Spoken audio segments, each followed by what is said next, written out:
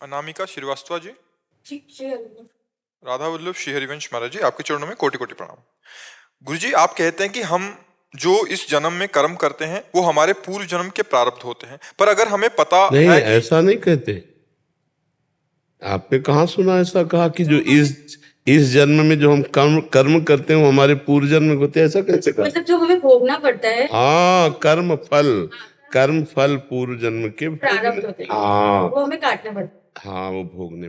पर हमें अगर पता है कि हमने इस जन्म में ऐसी कुछ गलतियां की हैं तो ऐसा क्या करें कि उसकी हमें माफी मिल जाए और वो प्रारब्ध बनकर आगे हमें भोगना हाँ, ना पड़े। बहुत सुंदर प्रश्न है ये। एकमात्र जैसे हम मुकदमा हार जाए, हमें फांसी की सजा हो जाए, वकालत भी पक्की हो गई, न्यायाधीश ने निश्चित कर दिया कि तुम्हें फांसी मिलेगी, लेकिन राष्ट्रपति माफ कर दे तो माफ हो जाता है ना। राष्ट्रपति से हम प्रार्थना करें और वो हमारे क्षमा प्रार्थना में हमें माफ कर दे तो जज और वकील का जो भी फाइनल था वो सब धरा का धरा रह जाएगा। ऐसे ही हमारे द्वारा बहुत से अशुभ कर्म होते हैं, जानबूझ करके गलतियां पाप कर्म हो जाते हैं, तो वो हमें निश्चित भोगने पड़ते हैं। एक दैवी शक्ति का नाम है चित्रगुप्त। वो हर समय हमारे मन में ही बैठे रहते हैं और हमारी मन रूपी चिप में चित्र सहित उसको अंकित करते रहते हैं। तो हमारे जन्म जन्म जब हम भजन शुरू करते हैं ना, देखो अभी भजन शुरू करो एकाग्रता पूर्वक, तो आपके सामने चित्र सहित विषय, वासनाएं, गंदी बातें, नाना प्रकार का कूड़ा करकट आने लगेगा। वो आता नहीं, वो जो मन में है, अब मन को भजन निर्मल करेगा तो वो मल निकलता है।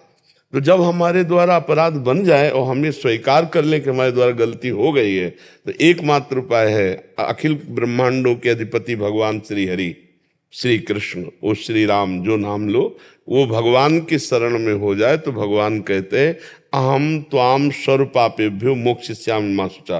हे भगवान, शरण ऐसे हुआ जाता है, हे भगवान मन से, वचन से, कर्म से मैं आपकी शरण में हूँ। आज से नियम लेते हैं कि अब तक जो हमसे गंदी बात हुई अब आगे कभी नहीं होगी। अब लो नशानी अब ना नशइयो। और हम नाम जब भगवान का करें और सावधान रहें, वो बात भले प्राण छोड़ना पड़े पर अब हम दोबारा वो गलत बात ना करें तो निश्चित 100% भगवान माफ कर देंगे। अहम त्वाम सर्वपापेभ्यो मोक्षयिष्यामि मा शुचा। और ये हमारे नए कर्म प्रारब्ध नहीं बन पाएंगे और हो सकता है इसी जन्म में हमें भगवत प्राप्ति हो जाए अगर हम निरंतर नाम जप करेंगे। देखो, घोर हिंसक, पापी, चोर, वैश्या या वैश्यागामी बड़े बड़े महात्मा बन गए भगवान की शरण में होकर, तो हमारा कल्याण क्यों नहीं हो जाएगा? निश्चित हो जाएगा। पर एक शर्त है, अब लो नसानी अब ना सही हो। आप तक जो किया आज तक अब हम दोबारा ना करें। कर्म का फल तो अवश्य में भोगतव्यम, पीछे का हम भोग लेते हैं और आगे का हम आग लगा देते हैं। भगवान की शरण में होकर ज्ञानाग्नि के द्वारा या प्रेमाग्नि के द्वारा सारे कर्म भस्म हो जाते हैं, संचित भी, क्रियमाण भी, और प्रारब्ध भोगने की सामर्थ्य आ जाती है। तो हमारे जो कर्म है वो तभी भस्म होंगे जब हम भगवान की उत्तम भक्ति करेंगे। ऐसे साधारण 2-4 माला से भस्म होने वाले नहीं है, भी समझ लो। दीर्घ काल तक श्री पातंजल योग में सातु दीर्घ काल निरंतर सत्कार सेवितो दृढ़ भूमि। दीर्घ काल तक निरंतर भगवान का नाम जप किया जाए तो वो दृढ़ भूमि हो जाता है, वो हृदय में चलने लगता है। और जब भगवान का नाम निरंतर चलता है तो वो जीव निष्पाप और निर्मल होकर भगवान को प्राप्त हो जाता है। निर्मल मन जन सो मोहि पावा, भगवान कहते हैं। तो निरंतर भजन से मन निर्मल हो जाता है। हम सबसे गलतियां होती हैं, हम सबसे पाप बन जाते हैं, लेकिन उसका उपाय है भगवान का आश्रय, भगवान का नाम जप। पर अगर कोई भगवान का आश्रय, भगवान के नाम जप का आश्रय लेकर पाप करता है तो फिर बहुत गंदा आदमी है, फिर वो सुधरने वाला नहीं है। जब वो जहाँ सुधरना, मान लो हमसे गलती हो गई तो हम गंगा नहाने जा रहे हैं और गंगा में हम पाप करें तो अब फिर उसका कहाँ धुलेगा? तो हम भगवान के आश्रय से निष्पाप होते हैं और उन्हीं का आश्रय लेकर, नाम का सहारा लेकर नए पाप करने लगे, फिर ऐसी की बड़ी दुर्गति होती। तो अगर ऐसा ना करे तो निश्चित पाप नष्ट हो जाएगा। विनय कुमार जी। राधे राधे श्री हरिवंश। राधे राधे महाराज जी। महाराज जी, मैं प्रधानाचार्य हूँ एक स्कूल का। महाराज जी, मैं पिछले 2 साल से आपका सत्संग, एक एकांतिक वार्तालाप और प्रार्थना सभा में अपने स्कूल में बच्चों को भी सुनाता हूँ। सच्चरित्र भगवत भक्ति और प्रेरणादायक कहानियां। महाराज जी, प्रार्थना सभा अपने स्कूल में जो अच्छी अच्छी बातें बच्चों को बताता हूं वो बहुत जल्दी भूल जाते हैं बच्चे। इसके लिए मैं क्या करूं कि स्कूल के बच्चे भागवतिक व अच्छे चरित्रवान बने लंबे पहली समय बात तक? तो आपको धन्यवाद कि आप बच्चों के भविष्य के लिए उनमें अध्यात्म बीजारोपण कर रहे हैं, क्योंकि आधुनिक पढ़ाई बच्चों को नहीं संभाल पाएगी। आधुनिकता उनको रजोगुण में ले जाएगी, और रजोगुण में व्यसन, व्यभिचार, हिंसा यही बढ़ते हैं। सो हमारे बच्चों में बहुत बढ़ रहे हैं। व्यभिचार बढ़ रहा है, व्यसन बढ़ रहा है, नशा, और हिंसात्मक वृत्तियां बढ़ रही, नाक में गुस्सा, ऐसा।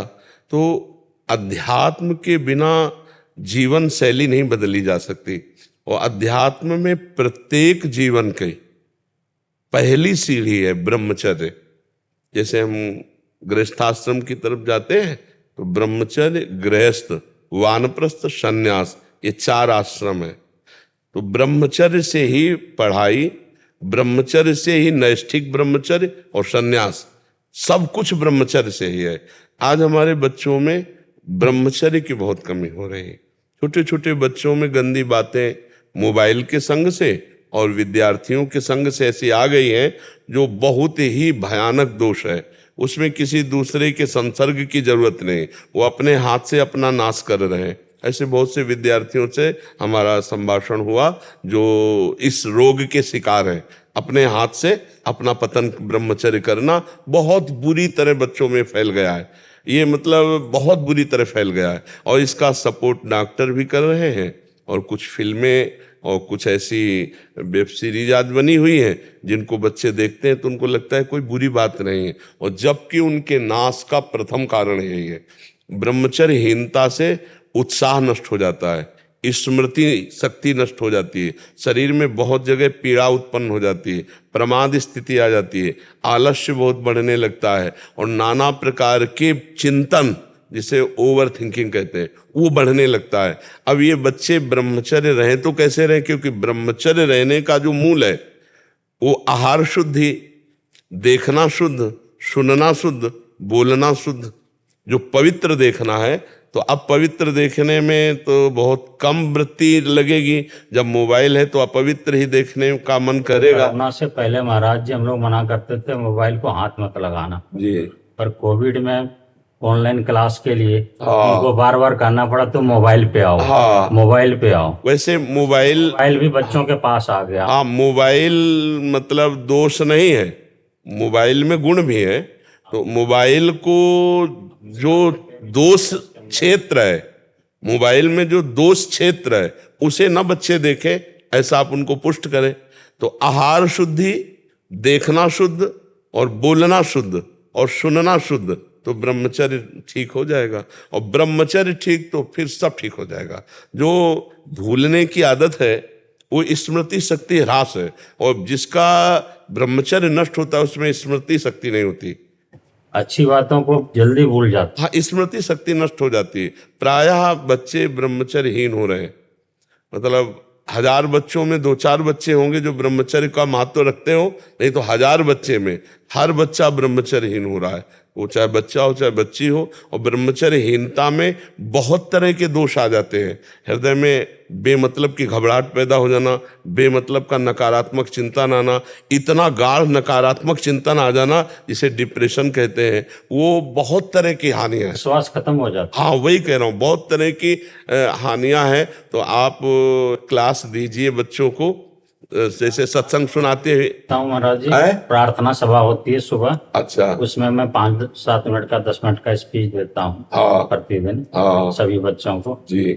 और कुछ बच्चे वैसे हैं जो बिल्कुल ही उस तरह के उदाहरण है, उनको अलग से भी बिठा के हाँ जी, पर ब्रह्मचर्य पर जरूर दीजिए, उस पर जोर देते। हाँ, और सच्चरित्र, ब्रह्मचर्य, भोजन और ब्रह्मचर्य। और अगर 5 मिनट 10 मिनट वो नाम जप करने लगे तो बुद्धि शुद्ध बहुत जल्दी हो जाए। जो नाम प्रिय हो वो जरूर नाम जपना चाहिए, जैसे राधा राधा, राम राम, कृष्ण कृष्ण, हरि हरि। अब स्कूल में तो कहते हैं बच्चा, सभी धर्मों के बच्चे हैं तो मैं उनको कहता हूँ कि आपके जो प्रभु हैं हाँ हाँ उनका स्मरण करिए। हाँ, ऐसे ही कम से कम एक दिन मंदिर या अपना जहाँ भी उसमें जरूर जाइए। जी, खास बात है मंदिर का भाव आ जाना, अंदर भागवतिक भाव आ जाना। अपने माता पिता को भगवान मान करके यदि उनके चरण छुए जाएं, वहीं से उसका काम बनने लगेगा। माता पिता भगवान का स्वरूप है, तो उत्तम शिक्षा बच्चों को दीजिए। आप भी सत्संग सुनिए, शास्त्र स्वाध्याय कीजिए, और उत्तम से आहार शुद्धि, सत्व शुद्धि। अगर भोजन शुद्ध है ना तो उनकी बुद्धि शुद्ध होगी, और बुद्धि शुद्ध है ना, ब्रह्मचर्य ठीक है ना, तो आप जो बोलोगे वो उनके दिमाग में एकदम स्मरण में आ जाएगा। और फिर हमारे यही बच्चे राष्ट्र सेवा में आते हैं। स्कूल में 1000 बच्चे पढ़ रहे हैं, उनमें कौन सा मुख्यमंत्री बनेगा, कौन सा एमएलए बनेगा, कौन सा सांसद बनेगा, कौन बच्चा हमारे देश के किस काम में आवे। तो ये हमें ध्यान रखना है कि यही हमारे देश के भविष्य है, तो इनका चरित्र अच्छा हो। आज हम बहुत घबराहट से कहते हैं कि हमारे नवीन पीढ़ी का चरित्र बहुत डगमगा गया है, बहुत चरित्रहीनता आ रही है। उसका महत्व ही नहीं बच्चे समझ रहे। जो चरित्रहीनता है, ये नहीं समझ रहे कि चरित्र रखने में क्या है और चरित्रहीनता में क्या है। हाँ, चरित्रहीनता पूरे जीवन को बर्बाद कर देती है, बहुत बुरी तरह परिवार दुखी होता है, और वो बच्चे भी अंततोगत्वा परिणाम में बहुत दुखी होते हैं जो चरित्रहीन होते हैं। तो आप गुरु हैं उनके, तो आप चरित्र पर, भोजन पर और माता पिता की आराधना पर, बच्चे माता पिता की आराधना करें। सबसे पहले भगवान माता पिता हैं, उनकी आराधना करें। इसलिए मैं माता पिता को भी बोलता हूँ कि आप भी अपने बड़ों का या आपके घर या उनका चरण स्पर्श करें, बिल्कुल, तभी बच्चे आपके करेंगे, संस्कार तभी बनेंगे। बिल्कुल बिल्कुल। और माता पिता भी आजकल बड़े मस्त हो रहे हैं, वो अपने मनोरंजन के आगे बच्चों के जीवन को समझ ही नहीं रहे। हाँ, इसीलिए बहुत सी हानियां हो रही हैं, पर प्रयास से सफलता मिलती है। 1-2 बार भले हम असफल हो जाएं, मान लो हम 100 को उपदेश कर रहे हैं, जैसे हम हर परिस्थिति में सेवा में उपस्थित हैं, तो उसका हमारे देश पर प्रभाव पड़ रहा है, हमको पॉजिटिव उत्तर मिल रहे हैं। ऐसे नौजवान भाई आते हैं कि हम 20-20 वर्ष से मदिरा पान और मांस खाना ये सब करते थे, और हमने छोड़ दिया। तो प्रयास में सफलता मिलती है, ऐसा नहीं कि सफलता न मिले। तो आप प्रयास करेंगे, परसेंटेज जरूर मिलता। हाँ, आप प्रयास करेंगे तो उसमें हो सकता है कि 10-5 ना सुधरे, लेकिन 80 सुधर सकते हैं। इसलिए प्रयासरत रहिए, और आप भी भगवान का नाम जप कीजिए, क्योंकि नाम जप से आपकी वाणी में पावर आएगा और वो सब पर प्रभाव डालेगी। अगर स्वयं में भजन नहीं है, स्वयं में तपस्या नहीं है, स्वयं में इंद्रिय निग्रह नहीं है, तो फिर वो प्रभाव नहीं पड़ेगा। इंद्रिय निग्रह होना चाहिए, क्योंकि आप बच्चों के पास 2 साल से कोई भी मिस नहीं किया आपका सत्संग, और आपकी एकांतिक जो भी है वो सुनता रहता हूँ। तो उसका प्रभाव भी तो है ना। हाँ, हाँ, उसका प्रभाव है। मेरा एक अंतिम प्रश्न था कि मेरा जो है निरंतर भजन नहीं हो पाता, स्कूल जाता हूँ तो व्यवस्थाओं में इधर उधर। तो वो भी भगवान की सेवा है, उस समय को आप भगवान को अर्पित कर दीजिए। जैसे आप 8 बजे से 12 बजे तक लगे हुए हैं, तो 12 बजे फिर हाथ जोड़िए एकांत में और भगवान से प्रार्थना कीजिए कि ये 4 घंटे हमने समाज सेवा में दिए, प्रभु विद्यार्थियों के रूप में आप ही हैं, और मेरी सेवा आपको पढ़ाना है, तो प्रभु ये 4 घंटे की सेवा स्वीकार कीजिए। आप देखिए, इससे आपकी आध्यात्मिक उन्नति हो जाएगी। ये कर्म समर्पण है। प्रभु रूप में मानता हूँ, और मैं व्यथित हो जाता हूँ जब वो बच्चे पढ़ते नहीं। हाँ। माता पिता बहुत मुश्किल से फीस भरते हैं। हाँ, बिल्कुल। प्राइवेट स्कूल है, हमारा व्यवस्था चलाने के लिए हमें फीस वगैरह लेना पड़ता है, जी जी। लेकिन बच्चे पढ़ते नहीं है तो बहुत व्यथित हो जाता पर प्रयास रखिए, व्यथित मत होइएगा। हाँ, अब कर्मण्येवाधिकारस्ते माँ फलेषु कदाचन। आपका प्रयास जोर का रहेगा ना, तो जरूर सफलता मिलेगी। और फिर जो कुमार्गगामी है उनको नहीं बदला जा सकता, क्योंकि वो कुमार्गगामी अगर बदलना अपने को चाहे तो बदला जा सकता है, लेकिन वो कुमार्गगामी नहीं वो आप पर प्रहार कर सकते हैं। 4 बच्चे मिलकर आपका विरोध कर सकते हैं, क्योंकि वो कुमार्गगामी है। तो आपको उद्विग्न नहीं होना। भगवान का बगीचा है, अगर आम जैसे सुंदर पेड़ हैं, सुंदर और तो फिर बम्बूल जैसे भी हैं, उनके बगीचे में सब है नहीं। हमें मानना है कि भगवान की सृष्टि है, कुछ देव प्रकृति के है तो कुछ राक्षसी प्रकृति के भी है। हम उपाय करेंगे कि उनके स्वभाव को बदलें, और नहीं बदल पाते तो फिर भगवान पर छोड़ देते हैं, पर प्रयास करते रहते हैं। प्रयास हमारा। हाँ, कर्मण्येवाधिकारस्ते माँ फलेषु कदाचन। हम फल की इच्छा ना करें, यद्यपि फल की इच्छा तो करेंगे ही, कि ये बहुत अच्छे बने, लेकिन अगर हम केवल ऐसे ही भाव रखेंगे तो हम निराश हो जाएंगे और हमारे द्वारा जो दैवी संपदावान बच्चे उनको लाभ मिलता है, जब हम ही उदास निराश हो जाएंगे तो उनको लाभ नहीं। हम उत्साह संपन्न रहें, और जो नहीं सुधरते हैं तो भगवान के ऊपर छोड़ देते हैं, प्रयास हमारा, कर्मफल भगवान के ऊपर। और जो समय आप पढ़ाई का देते हैं वो भगवान को अर्पित कर दीजिए, तो वो भी भजन आपका बन जाएगा। योगेश कथुरिया जी दिल्ली से। राधे राधे महाराज। राधा वल्लभ श्री हरिवंश महाराज जी, गुरुदेव आपके चरणों में कोटि कोटि प्रणाम। गुरुदेव, जब तक मुझे ये ज्ञात नहीं था कि मनुष्य शरीर केवल परमात्मा प्राप्ति के लिए मिला है, तब तक मैं प्रभु से मुझे हर एक संसारिक वस्तु जो मैंने मांगा उन्होंने दी। पर जब से महाराज जी आप मिले, ये दास लाडली जी के चरणा बरसाना और वृंदावन के बाहर कहीं नहीं गया, क्योंकि मैं लाडली जी को अपनी पुत्री स्वरूप मानता हूँ और कान्हा जी को दामाद मानता हूँ, इसलिए कभी उनसे सांसारिक वस्तु मांग नहीं पाता। अब ये दास झोली कहाँ फैलाए, कृपया इस दुविधा को। क्या चाहिए तुम्हें झोली में? क्या चाहिए? जब ये जान गए कि मनुष्य शरीर का लक्ष्य है भगवत प्राप्ति, तो शास्त्र स्वाध्याय इसीलिए करना चाहिए। जब देवकी और वसुदेव जी के सामने भगवान चतुर्भुज रूप नारायण हरि प्रकट हुए, तो उनका मैंने इसलिए आपको ये रूप दिखाया है कि आप मेरे स्वरूप को जाने। मैं केवल तुम्हारा पुत्र बन जाता तो शायद तुम मुझे नहीं जान पाते, इसलिए ध्यान रखना, ब्रह्म दृष्टि और पुत्र दृष्टि दोनों साथ रखना। ये प्रश्न ही खत्म हो जाए अगर आपको ये ज्ञान हो कि जिन्हें आप बेटी और दामाद की भावना कर रहे हैं वो है कौन। अगर ये ज्ञान नहीं तो फिर कोई लड़का लड़की की आराधना कर रहे हो क्या? अगर प्रभु को नहीं समझ पाए, अरे भाव है, हम उनको वात्सल्य भाव से अपना बच्चा माने या अपना पिता माने, अपना स्वामी माने, अपना सखा माने, अपना प्रीतम माने, ये भाव है, लेकिन है कौन ये तो पता होना चाहिए। ये है कौन? यशोदा मैया को ये दिखाया है, कई बार दिखाया है। ये ध्यान रखो कि बालक तो हूं मैं आपका, लेकिन हूं कौन। एक बार बहुत दूध पिला रही थी, वो पीते चले जा रहे थे, वो पिलाती चली जा रही थी प्रेम में।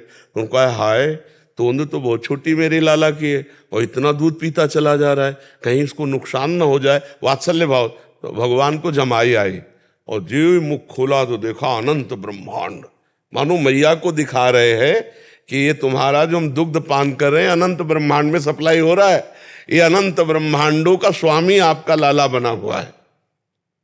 मैया ने एक बार छड़ी उठाई, दाऊ दादा ने कहा कि रज पाया है, मिट्टी पाया है।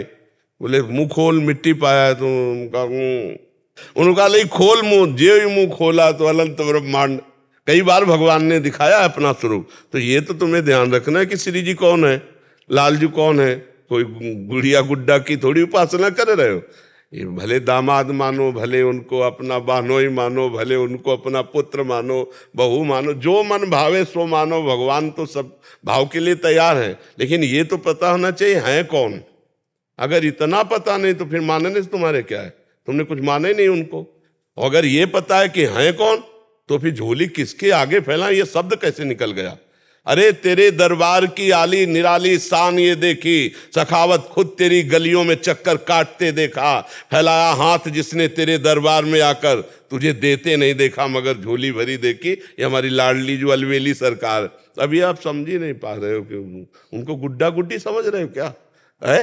अनंत कोटि ब्रह्मांडों का स्वामी जिनके आगे घुटने टेक कर चरणों में महावर लगाता है, वो हमारी महारानी जो है। मेरी महारानी जो कौन है, जाके अधीन सदाई सांवरो या ब्रज को सिरताज, हमारे माई श्यामा जू को राज। बिहरत कुसुम पराग लगत जब पीत, वसन लय झारत, लुठत मयूर चंद्रिका तिंतर, अद्भुत छवि निहारत, जावक चित्र बनाई सवारत, करन सफल तब मानत, हित ध्रुव ते सबहिन ते दुर्लभ, रसिक मरम पे जानत, श्री श्यामाजू के चरणन की बलिहारी। वो श्यामाजू, अभी तुम बच्चे हो, केवल कहते हो कि हमने श्री जी को अपनी बेटी माना या लाल जी को अपना दामाद, अभी माना ही नहीं है ना। माना होता तो जान जाते हो, जान जाते तो प्रश्न ना होता।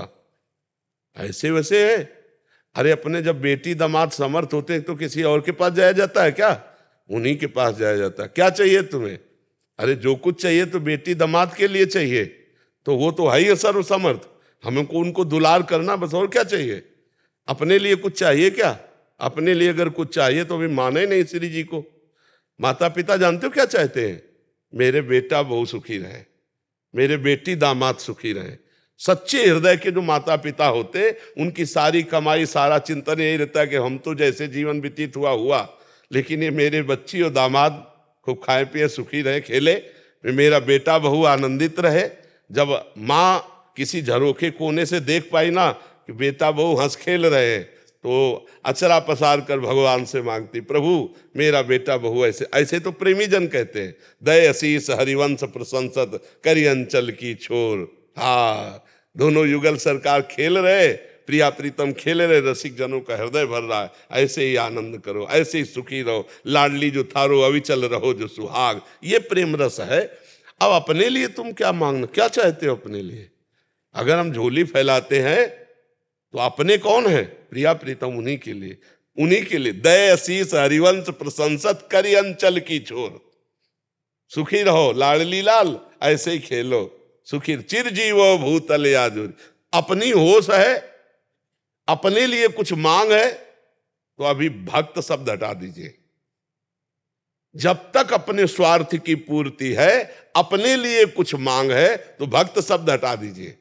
और जब अपने प्रीतम केवल प्रभु हो गए, अपने और कोई नहीं, केवल प्रभु, और उनके लिए जो हमारी मांग है, प्रभु को भोग लगाए, प्रभु को आभूषण पहनाए, प्रभु की आरती करे, प्रभु को शयन कराए, प्रभु को दुलार करे, ऐसे मेरे प्रभु सुखी रहे।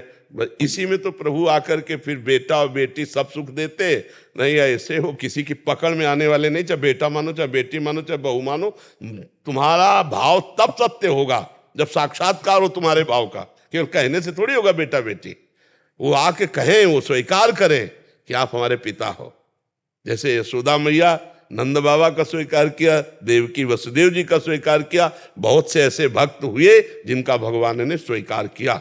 तो हम ये तो जाने हमारे प्रभु कौन, हम झोली किसके यहाँ फैलाएं, ये प्रश्न कितना मतलब नीचे गिर करके हुआ कि एकदम हृदय में चुभ गया।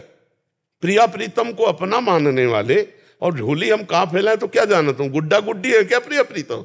अरे जिस समय अपने स्वरूप में आ जाए तो भ्रकुटी विलास सृष्टि लय होई, काल का भी महाकाल वो है, नहीं है?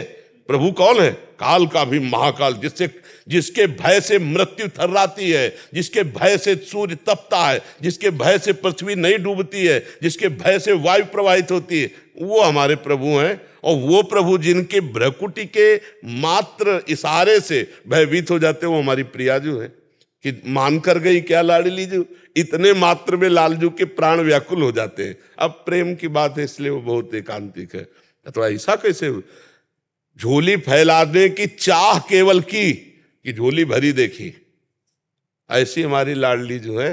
अभी आप आज तक की बात कहते हैं, अगर मन में ऐसे रेखा भी खिंची है ना तो तत्काल वो पूरी हुई है कि उनके सिवा हमारा कोई है नहीं।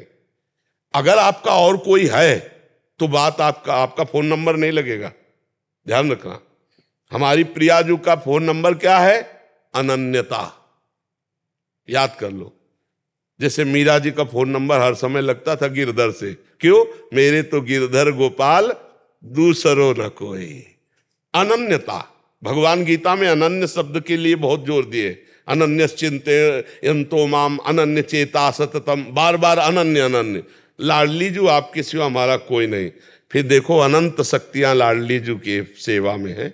आप कभी, अब क्या समझ रहे हो तुम? ये जो सुख वैभव अनंत ब्रह्मांडों का उनके प्रीतम का है और उनके प्रीतम अधीन है, तो लाडली जू का वैभव कितना है, कैसे पार पा सकते हो?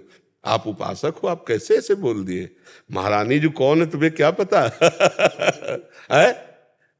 हाँ, कैसी बात करते हैं। और फिर जब हमारे प्रिया प्रीतम है तो यार हमें चाहिए क्या? हमें चाहिए क्या? हमारा तन मन प्राण तो सब प्रभु को अर्पित है। मुझे क्या चाहिए? चाहिए वो प्रिया प्रीतम, और वो हमारे हैं। अब जाहि न चाहे कबहु कछु, तुम सन सहज सने बसो निरंतरता उर्सो राउर ने जी। अभी प्रेम गली में प्रवेश नहीं हुआ, इसलिए ऐसी बातें हैं। प्रेम गली में प्रवेश होता है ना तो सबसे पहले कामना रहितम सूक्ष्मतरम अनुभव स्वरूपम। प्रियाजू को अपना मान लिया, फिर आपको लग रहा है किसके आगे झोली पहनाऊं? तो किसके लिए? अपने लिए। तो तुम्हारा अपना कौन है? फिर काहे को कहते हो प्रिया प्रीतम मेरे? देखो बात समझना है। अपने लिए झोली फैलाते हैं हम, तो अपने कौन है? प्रेमी का ना शरीर अपना होता है ना प्राण अपना होता है, उसके प्राणनाथ तो इष्ट देव होते हैं। अब वो झोली फैलाए तो किसके लिए फैलाए? और वो समर्थ है, वो सर्व समर्थ है। सर्व समर्थ होते हुए मेरे भाव के कारण मेरे लिए लाला बन जाते हैं, मेरे लिए प्रीतम बन जाते हैं, मेरे लिए सखा बन जाते। ये उनकी करुणा पर है। कौन सखा है? अर्जुन। लेकिन विराट रूप किस लिए दिखाया? इसीलिए तो दिखाया ना कि तू देख, मैं तेरा सखा होते हुए भी देख मैं कौन हूं। कांप गए अर्जुन, कांप रहे थे? नहीं कांप रहे थे। आप पढ़ करके शास्त्र में देखो तो भगवान अपने भक्तों को अनुभव इसीलिए कराते हैं कि ये बात न रह जाए कि मैं झोली कहां फैलाऊं। जितने दरबार है सब उन्हीं के है, चाहे शिव बोलो, राम बोलो, हरि बोलो, कृष्ण बोलो, वही तो विविध रूपों में एक ही परम तत्व तो है। अब भैया दामाद और बिटिया के लिए जीवन अर्पित किया जाता है कि दामाद और बिटिया से हमें कुछ चाहिए है? हमें कि नहीं चाहिए। हमारे दामाद और बिटिया सुखी रहे। जब ये भावना आ जाएगी तो आप परम सुख में अपने आप निमग्न रहोगे और सारी ऐश्वर्य शक्तियां आपकी सेवा में रहेंगी। सारी ऐश्वर्य शक्तियां। अरे अपने मालिक को तो समझो, अपने स्वामी को तो समझो। है हमारे प्रिया प्रीतम है, हमारे वो जो भी भाव हम करते, लेकिन है कौन ये तो जानना है। ठीक है, जैसे राष्ट्रपति है ना, तो अब पुत्र है तो दौड़ के पिता की गोद में जब पापा, और वो हो सकता है दाढ़ी नोचने लगे, वो खेलने लगे, लेकिन ये भी पता है उसको कि ये मेरा पापा है पर ये राष्ट्रपति भी है। ऐसे मुझे ये दो पक्ष रखने, एक ध्यान ये रखना है कि मेरे बेटी तो है, ये मेरे दमाद तो है, लेकिन अखिल कोटि ब्रह्मांड नायक भी है। जय सीत हरिवंश करत अपनो जस प्रगट अखिल ब्रह्मांडन। तब हमारी बात। अब हम किसी के आगे इतने बड़े के कहला के हम किसी और के आगे झोली फैलाए जाके, नहीं नहीं नहीं। जैसे गोस्वामी जी कह रहे, बने तो रघुवरते बने और बिगड़े तो भरपूर। ऐसे ही ठसक रखो महारानी जी के चरणों में। महारानी जी पहले समझो यार, महारानी जी कौन है? अनंत ब्रह्मांडों को प्रकट किसने किया है? उन्होंने। अरे अब समझो, मतलब इतना तो समझना ही पड़ेगा। जब जब जो जो रूप धारण किया है तो उन्होंने लीला तो जरूर की, लेकिन परिचय अपना जरूर दे दिया है। अब छठी का दिन है और 6 कोस का जिसका शरीर है, देवता भी थर्राते हैं ऐसी पूतना आती सुंदर रूप बना करके। और 6 दिन के लाला ने इतनी बड़ी पूतना को परम धाम प्रदान कर दिया। जब वो मरी ना तो हमारे ब्रज के 6 कोस के पेड़ सब टूट गए थे, ऐसी भयानक थी। तो ये बात समझना पड़ेगा कि ये लाला तो है नंद का, लेकिन ये काल का भी काल है। इसको साधारण मत समझो। 7 दिन तक गिरिराज जी को एक छिंगुनी में धारण किए रहे, 7 वर्ष के ही थे। 7 दिन 7 रात धारण कर वो लाला हमारी लाडली जू के प्रेमाधीन है। और वो लाडली जू मेरी जो ऐसी ठसक में कहते हैं हमारे माई श्यामा जू को राज। हाँ, तो ऐसे रहना। अब और जगह झोली फैलाए, कैसी बात करते हो? तो हाँ, लाडली लाल के दास होकर के आप ऐसी बात देखो। ये तो ध्यान रखना है, कुछ भी भाव करो पर स्वामी है वो साधारण कोई पुत्र नहीं है, वो साधारण कोई पिता नहीं है, वो साधारण कोई मित्र नहीं है, वो साधारण कोई पति नहीं है। जो भी सहचरी भाव, गोपी भाव, जो वो असाधारण परमात्मा है जिसके प्रति हम भाव कर रहे हैं, वो हमारे भाव। तो हमें फिर दूसरी तरफ झांकने, क्योंकि दूसरा कोई है नहीं, उनके सिवा कोई है नहीं। तो ये ज्ञान जरूर होना चाहिए, नहीं तो ऐसा धोखा बना रहता है। ऐसे नहीं, एक ही साधे सब सदे, बस एक पकड़ लिया, इसी से सब कुछ हो जाएगा। जी। ऋचा जी गुरुग्राम से। जय श्री राधे। महाराज जी राधे राधे। महाराज जी, जिंदगी खुशी से बितानी चाहिए, मैं सबको ये समझाते भी हूँ, पर मेरे अंदर से खुद अपने आप को खाली महसूस करता हूँ। हाँ, खुशी कहाँ से आएगी? ब्रह्मभूता प्रसन्नात्मा न शोचति न कांक्षति समा सर्वेषु भूतेषु मद भक्तिम लभते पराम। जो भगवान का साक्षात्कार कर लेता है वही प्रसन्न रहता है। सब कोई प्रसन्न नहीं रह सकता। चाहे जितना रुपया इकट्ठा कर लो, चाहे जितनी भोग सामग्री इकट्ठा कर लो, चाहे जितने भोग लो, प्रसन्न नहीं हो सकते। प्रसन्न तो सिर्फ भगवान से हो गए, संसार के भोगों से, वैभव से नहीं। जितना आप भगवान में चित्त जोड़ोगे उतने ही आप प्रसन्न होगे, उतने ही आपको आनंद का अनुभव होगा। तो चाहे नाम में चित्त जोड़ो, चाहे भगवान के लीला चरित्र से चित्त जोड़ो, चाहे भगवान के धाम में जोड़ो, भगवान के रूप में जोड़ो, ये सब भगवत स्वरूप हैं। बिना भगवान का भजन किए प्रसन्न तब लगी कुशल न जीव कहूँ, सपने हूं मन विश्राम, जब लग भजत न राम को, शोक धाम तज काम। अब भगवान का भजन नहीं करोगे तो गलती बनेगी, पापाचरण होंगे। पापाचरण करने वाला कभी प्रसन्न रह सकता है? वो चिंता, शोक, भय, उद्विग्न, विषाद, यही उसके अंदर आएंगे।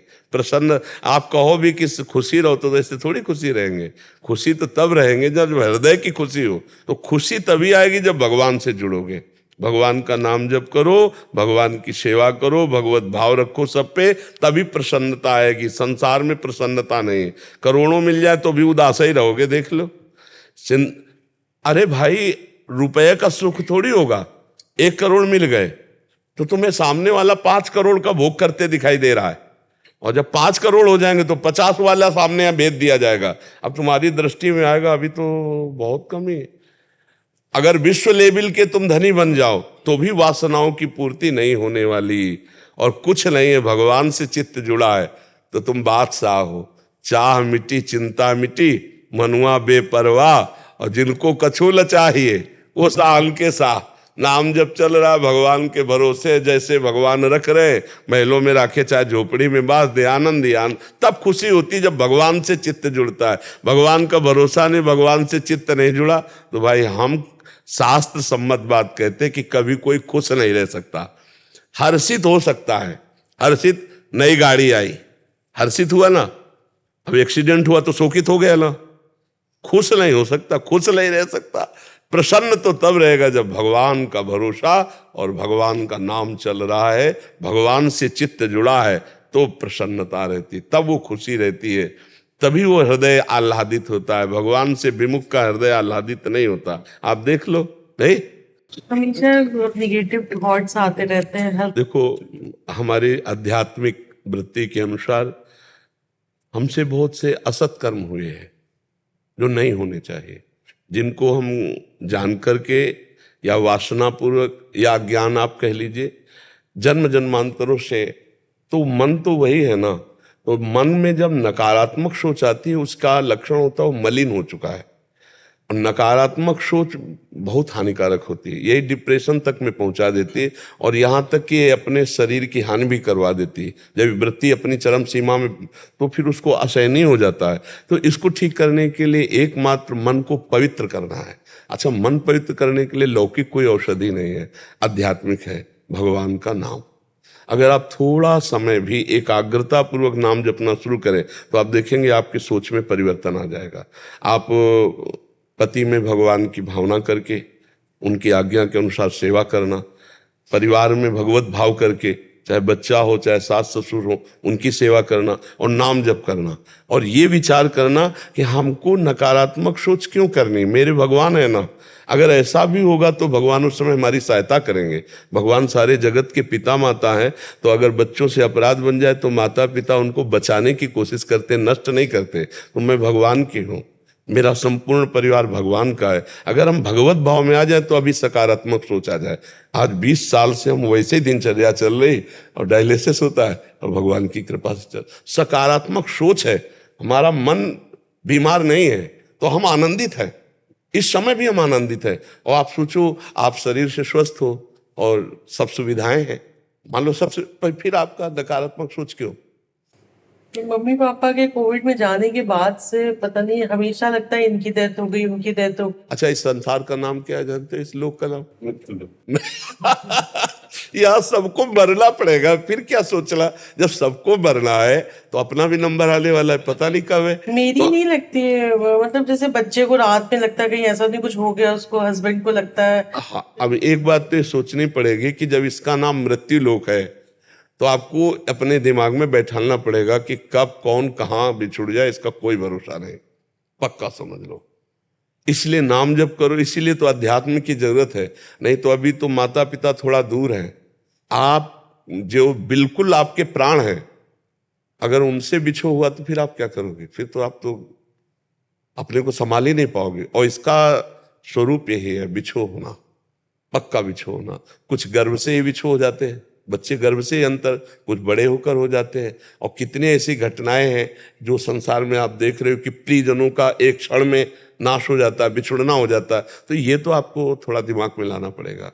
अगर आध्यात्मिक दिमाग नहीं बनाओगी तो पार्थिव दिमाग तो आपको परेशान कर देगा। ये तो परेशानी, कहीं ऐसा ना हो जाए, कहीं ऐसा ना हो जाए, कहीं ऐसा ना हो जाए, इस तरह की जो मन में कल्पनाएं उठती हैं उस भगवान की भक्ति के द्वारा उन्हें रोकी जा सकती है। नहीं, ये बहुत परेशान कर देते। अगर आप गंभीरता में ले गए तो आपको डिप्रेशन में पहुंचा सकते हैं।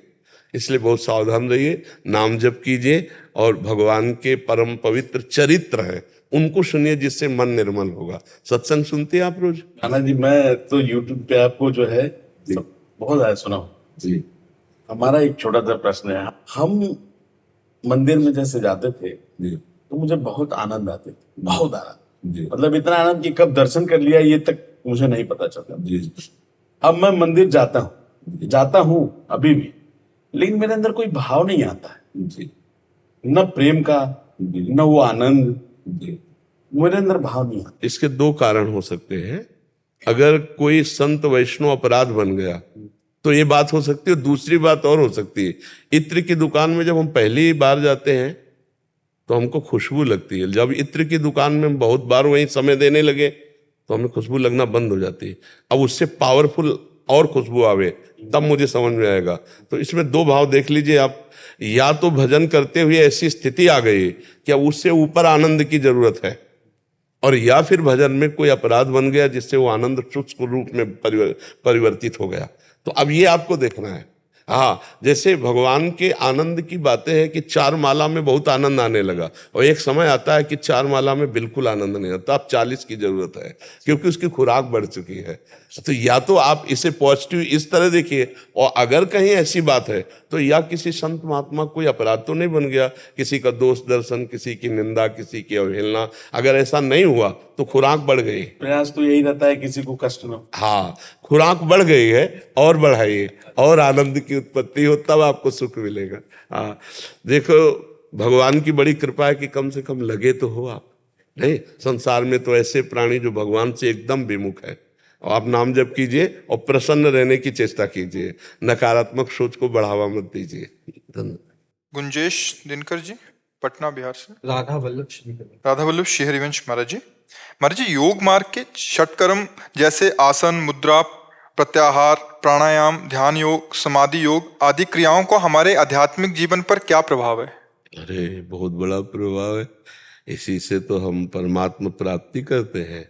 जैसे यम, नियम, प्राणायाम, प्रत्याहार, ध्यान, धारणा, समाधि। समाधि होता है परमात्मा में स्थिति। तो जब हम सत्य, अहिंसा, आस्ते, अपरिग्रह, ब्रह्मचर्य, जो यम नियमों में है ना, इनको धारण करते तो हम में दिव्यता आती है। जैसे ब्रह्मचारी है, उसमें एक दिव्यता होगी। जो सत्य बोलता है उसमें दिव्यता होगी। जो अपरिग्रह, किसी दूसरे का दान नहीं लेता है। आस्ते, जो किसी की चोरी नहीं करता है। चोरी न करना, किसी से दान न लेना, सत्य बोलना, धर्म पूर्वक कमा करके खाना, और ब्रह्मचर्य पूर्वक रहना। गृहस्थी में भी है तो अपने मर्यादा के अनुसार रहना। और आसन, जैसे सिद्धासन, पद्मासन, इन आसनों पे बैठने से दिव्यता होती है, दिव्य शक्तियां जागृत होती है। कभी बैठे हो सिद्धासन, पद्मासन, जानते हो? अब जब शुरुआतें नहीं पता है तो कैसे पता चलेगा?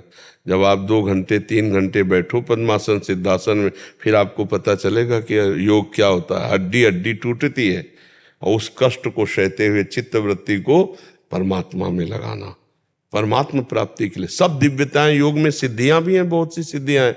और ये सब कुछ न कर पावे तो पवित्र आहार करे और पापाचरण ना करे और राधा राधा नाम जप करे, सब हो जाएगा।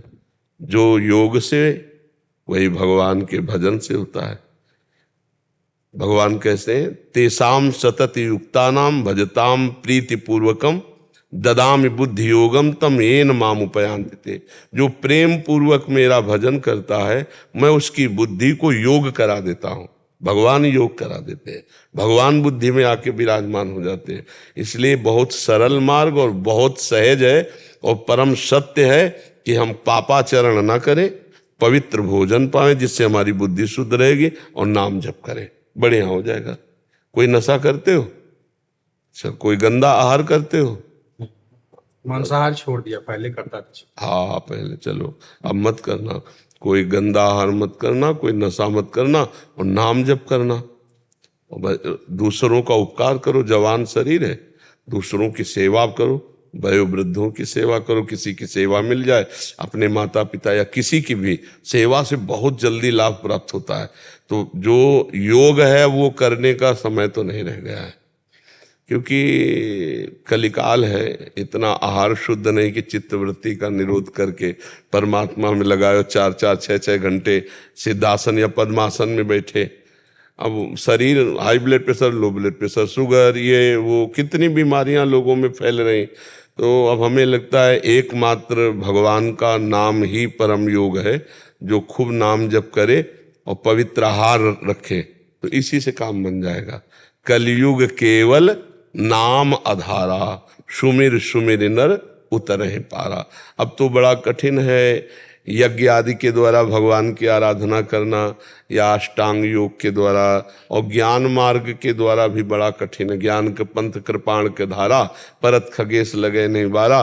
क्योंकि इतनी बुद्धि में वासनाएं हैं कि निर्वासनिक होना बहुत। तो क्या है कि पूरा कूड़ा करकट सहित हम भगवान की शरण में हो जाते हैं। ये बहुत सरल मार्ग है। हम जैसे पापी, नीच, अधम, अजितेंद्रिय जैसे भी हैं, हे भगवान हम आपकी शरण में हैं, और भगवान को भोग लगा के प्रसाद पाओ, नाम जप करो, भगवान की लीला चरित्र सुनो, और दूसरों में भगवत भावना करके सेवा करो। इसी से भगवत प्राप्ति हो जाएगी। जो योग आदि है इनमें दिव्यता है, पर बहुत कठिन है। वो ऐसा करना बड़ा कठिन है। महाराज जी अभी जैसे जिम करते हैं तो फिर बुढ़ापे में तो शरीर साथ देगा नहीं, तो फिर उसी के हाँ ये बात तो ध्यान देने के लिए आगे बढ़ना चाह रहे। हाँ शरीर तो ये कुछ बुढ़ापे में क्या पता नहीं बुढ़ापा आए कि ना आए, ये भी तो भरोसा नहीं कि बुढ़ापा आए कि ना आए। बड़ा समस्या है। मृत्यु कब आ जाए कोई भरोसा नहीं है।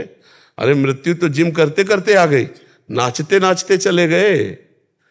भोजन का ऑर्डर किया, भोजन चले गए, जाने का कोई समय थोड़ी। तो नाम जप करो और थोड़ा व्यायाम ऐसा करो कि जो आजीवन करते रहे। जो एकदम बहुत व्यायाम करते हैं और फिर छोड़ देते हैं, उनकी बहुत बुरी दशा शरीर की भी हो जाती है। तो हमें लगता है कि अपना देसी दंड बैठक जैसे है कुछ कर ले, और कुछ थोड़ा हाथ पैर जिम आदि में अपना कर ले, और वो उतना करे कि कुछ परसेंट में रोज करता रहे नियम पूर्वक, और भगवान का नाम जप करता रहे, तो शरीर भी स्वस्थ रहेगा और स्वरूप की तरफ हम बढ़ेंगे, भगवान की तरफ बढ़ेंगे। नाम जप जरूर करें। हमने अपने जीवन का सार पाया है संतों के संग से और शास्त्र से। नाम जप, जो निरंतर नाम जप करता है, वो कोई भी हो, गृहस्थ हो, विरक्त हो, कोई भी हो, वो निश्चित भगवान का कृपा पात्र बन जाएगा। और जिस पर भगवान की कृपा है तो फिर सुर नर मुनि प्रसन्नता ऊपर। जिस पर भगवान का अनुग्रह है, जहाँ पर कृपा राम की होई ता पर कृपा करे सब कोई। हाँ सबकी कृपा। खूब नाम जप करो, पवित्र आचरण रखो, किसी माता बहन की तरफ गंदी दृष्टि मत रखो, गंदा आहार मत रखो, बढ़िया जीत जाओगे, माया विजयी हो जाओगे। नाम जप है तो सब ठीक है, नाम जप नहीं है तो फिर ठीक नहीं है। बड़े बड़े योगी जिनकी आराधना करते हैं, उन भगवान शंकर से बढ़कर कोई योगी होगा क्या? वो भी नाम जप करते हैं, भगवान की लीला चरित्र गाते हैं, सुनते हैं, भगवान का चरणोदक गंगा जी माथे पे धारण करते हैं। तो हमें चाहिए, सनकादि से बढ़कर कोई योगीश्वर हो सकता है क्या? वो भी हरिश शरणम हरिश शरणम हरिश शरणम जपते हैं भगवान की लीला कथा। तो हमें चाहिए भगवान की लीला कथा गाएं, भगवान का नाम जप करें, कथा सुने, दूसरों का परोपकार करें। बस इससे बहुत लाभ प्राप्त, ये सबसे बड़ा योग है, इससे भगवत प्राप्ति हो जाती है। महाराज जी सत्संग चलते चलते बीच में नाम छूट जाता है, ऑफिस में जैसे सत्संग। कोई बात नहीं, सत्संग भी भजन है ना। साधन को हरिभजन कै सत्संग सहाय। तो सत्संग है ना, कुसंग तो नहीं ना। तो सत्संग भजन ही है। हम एकाग्रता पूर्वक सत्संग सुन रहे हैं तो हमारा भजन हो रहा है, उसे नाम छूटना नहीं कहते ना। अब जैसे कोई आप अपना कार्य संसारिक कर रहे हो तो एकाग्रता पूर्वक करोगे तो छूट जाएगा नाम, क्योंकि एकाग्रता की जरूरत है। अब उस पूरे समय को हम प्रभु को अर्पित कर देते हैं, यत करोसी, वो भी भजन हो जाएगा। क्योंकि अब हम अगर भजन में एकाग्रता करते, मान लो आप कोई मशीन चला रहे हो, कोई कार्य कर रहे हो, तो उसमें जब आप एकाग्र होगे तो नाम छूट जाएगा। पर ये ध्यान रखना है कि ये कर्म भी भगवान की सृष्टि का है, भगवान की पूजा है, और उस कर्म को हम भगवान को समर्पित कर देते हैं तो समर्पण योग से हमारा भजन ही माना जाएगा। वो समय भी भजन माना जाएगा। उस समय सत्संग पूरा बढ़िया से सुनते हैं लेकिन नाम छूट जाता है। हाँ, कोई बात नहीं, कोई बात नहीं इसमें। हाँ, अभ्यास दृढ़ करते चले जाओ तो सत्संग भगवान का ही तो सुन रहे हो ना, इसलिए वो भी भजन माना जाएगा। सेवा, सुमिरन, स्वाध्याय, सत्संग, समाधि, ये सब भगवत प्राप्ति के साधन हैं। ये सब भगवत प्राप्ति में ही स्थित करते हैं जी। कमलकांत तिवारी जी, कानपुर देहात। श्री राधे।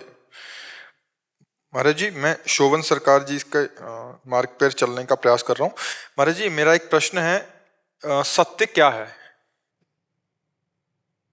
ब्रह्म, उपनिषद कहते हैं ब्रह्म सत्यम जगन मिथ्या। तो हम शास्त्र सम्मत बात बोले, सत्य क्या है? ब्रह्म। ब्रह्म सत्यम जगन मिथ्या। दूसरी बात सरल भाषा में, उमा कहूं मैं अनुभव अपना, सत्य हरि भजन जगत सब सपना। सत्य है भगवान का भजन, सत्य है भगवान ब्रह्म। समझ पाए आप? अब ब्रह्म क्या है, आप क्या समझ पाए? मन ये सब असत है, और शरीर दोनों असर। सब असत है। शरीर और मन से परे क्या है? पहले शरीर से तो हटो तो जान पाओगे ना।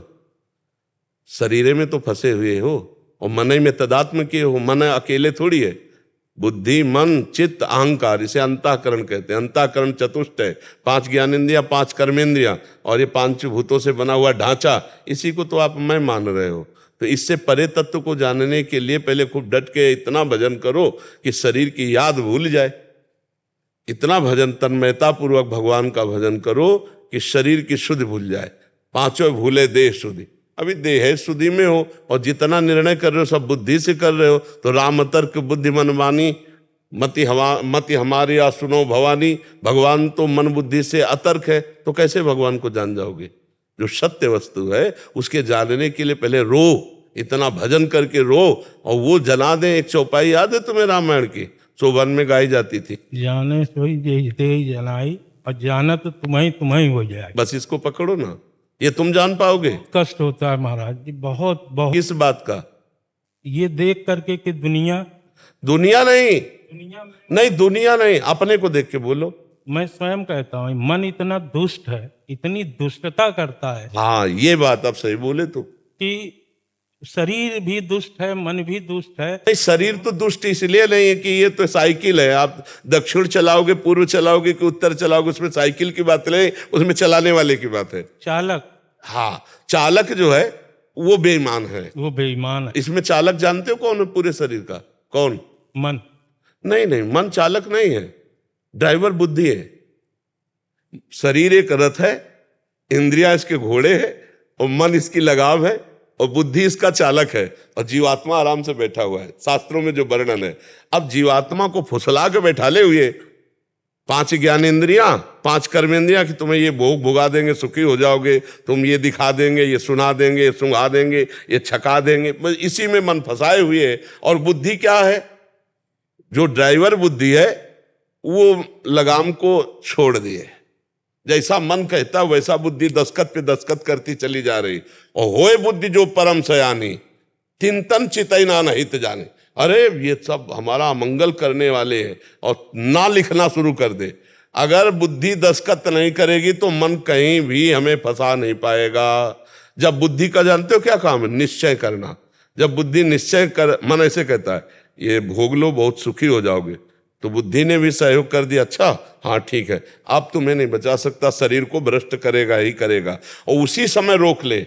यम ही न व्यथ्यन्ते ते पुरुषम पुरुषर सब सम दुखा सुखा धीरम स्वमृतत्वाय कल्पते। जो उस आए हुए कष्ट को, जिससे हम मन को मना किया कि नहीं भोगना है, वो जो व्यथा पैदा किया प्रमथन स्वभाव का, उसे हम सह गए, वही परमात्मा प्राप्ति की योग्य हो जाता है। सहत सहत बाढ़े भगत ग्रेतन गुरहितगार। समझ पा रहे हो? हाँ, तुम शोभन सरकार का कितना संग किए हो हमें पता नहीं। 2012 से मतलब पूरी तरह से तो नहीं। हाँ, मतलब तुम दूरी दूरी किए हुए हो, हम उनके गोद में बैठे हुए बच्चा हैं, समझे हो। सेनपुर का नाम सुना है? जी। तो सरकार के बाबा सरकार का, हाँ, हुआ कई वर्ष गंगा किनारे रहे और ऐसे सरकार दूध पिलाते थे, ऐसे दूध पीते थे। बच्चापन से बाबा जी है ना, हाँ, उस समय का जो सरकार का स्वरूप था, बहुत बाद में जो लीलाएं हुई सरकार की ना, वो बुद्धि के परे की बातें हैं। जैसे पैर कट जाना और ये सब होना है, सब बुद्धि। सर्व समर्थ सिद्ध महापुरुष है, दूसरों के लेकर के अपना शरीर छिन्न भिन्न करवा दिया। बहुत बड़े महापुरुष थे, बहुत बड़े महापुरुष। संतों का संग ही भगवान के प्रेम रंग में बड़े भाग पाई सत्संगा और विनय प्रयास हुई भवभंगा। हाँ, जब अगर संतों का संग कर रहे हो तो उसका रंग यही चढ़ा है। जो आपको दुख हो रहा है ना कि इस दुष्ट मन ने हमको भगवान से कितना विमुख किया और कर रहा है, ये संतों के संग की पहचान है। जब अपने मन और इंद्रियों पर शासन करना आ जाए तब संतों के संग का फल प्राप्त हो गया। और जब इंद्रियां और मन भगवान के प्रेम में डूब गई तब वो स्वयं संत हो गया। समझ रहे हैं? बहुत बढ़िया है, खूब नाम जप करो और भरोसे में हो जाओ भगवान के, तो तुम्हें ये भय नहीं होगा कि भगवत प्राप्ति होगी कि नहीं होगी। भरोसा तो बहुत है, ईश्वर पे बहुत अटूट विश्वास। हाँ, होना चाहिए, संतों का संग किए हो। लेकिन वो ये लेकिन मत लगाओ, मन और दुष्टता कर जाता है। दे दो ना प्रभु को। हाँ, हार्यो कर जतन विविध विधि अतिशय प्रबल अजय, तुलसीदास बस होए तबई जब प्रभु पेरक बर जाए। दे दो ना प्रभु को, तन मन सब दे के आनंद पूर्वक राम राम कहो, कृष्ण कृष्ण कहो, राधा राधा कहो। काहे परेशान हो रहे? अब बोझा ला दोगे तुम तो परेशान तो हो ही जाओगे। अनन्यस चिंतयन्तो माम ये जना परिपासते तेषाम नित्याभियुक्तानाम योगक्षेमम वहाम्यहम, भगवान कह रहे हैं योगक्षेम का वाहन मैं करूंगा, चिंतन तुम करो। तो जितना बने खूब भगवान का नाम जप करो, भरोसा दृढ़ भगवान का रखो और इंद्रिय मन सब भगवान को समर्पित कर दो, अपने आप ठीक हो जाएंगे। अगर ये हम कमरा किसी के नाम कर दे तो इसकी छिपकली और जाला और सब उसी के नाम हो जाएगा। तो ऐसे ही हम तन मन वचन से भगवान की शरण में हो गए तो हमारा गंदा मन, गंदी इंद्रियां, वो सब भगवान सही कर लेंगे। और भरोसे पे निश्चिंत हो जाओ, नाम जप करो। नाम जप कर रहे हो? डट के? डट के नहीं है? डट के नहीं कर तो हट के करो, संसार से हट के करो और या डट के करो संसार में रहकर। दो प्रकार से तो करना पड़ेगा। और भरोसे का मतलब समझते हो? ना कोई और ना कोई ठौर, तभी भरोसा पक्का माना जाएगा। वो भरोसा तो हम ऐसे समझते हैं कि उसकी उपस्थिति अनिवार्य, उसके बिना कोई क्रिया संभव नहीं। नहीं, ये तो ज्ञान है, भरोसा नहीं है। भरोसा ये है कि अब मेरा कल्याण, परम कल्याण, भगवत प्राप्ति निश्चित है। अय मन है इंद्रियां, तुम्हें जहां जाना है तुम जाओ, मुझे भरोसा भगवान का है कि मेरा परम कल्याण हो जाएगा। दृढ़ विश्वास, एक भरोसो एक बल एक आस विश्वास, एक राम घनश्याम हित चातक तुलसीदास। और सरकार जब रामायण सुनते थे ना तो संपुट लगा हुआ था, जे गुरु चरण रेनु सिर धरहि, ते जन सकल विभव बस करहि। जे गुरु चरण रेनु अनुरागी, ते जन लोकहूँ वेदहूँ बड़ भागी। जो गुरु की चरण रज माथे पे संतों की, अब क्या भरोसा भगवान के सिवा अन्य किसी का करना। वो लोक और वेद में सब जगह गुरु प्रसन्न साहिब अनुकूला, मिटी सकल कल्पित भय सूला। गुरु प्रसन्न साहब अनुकूल, ये कल्पनात्मक भय संसार का मिट गया। सुना कभी जब रामायण वहां हो रही हो? जे गुरु चरण रेन अनुरागी, तेजन लोकहूँ वेदहूँ बड़ भागी। जे गुरु चरण रेन सिर धरहि, तेजन सकल विभव बस करहि। श्री गुरु पदनख मनिगन ज्योति, सुमिरत दिव्य दृष्टि ही।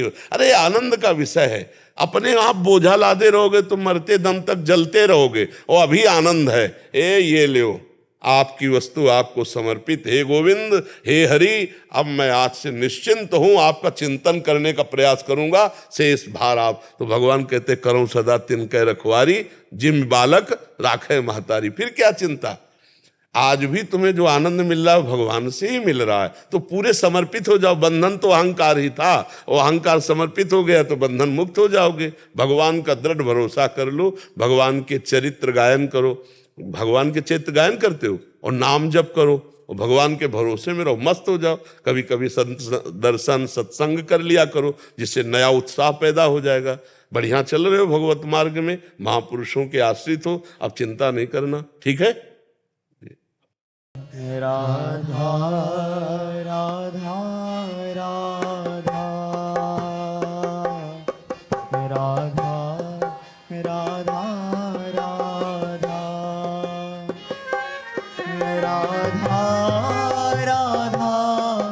राधा राधा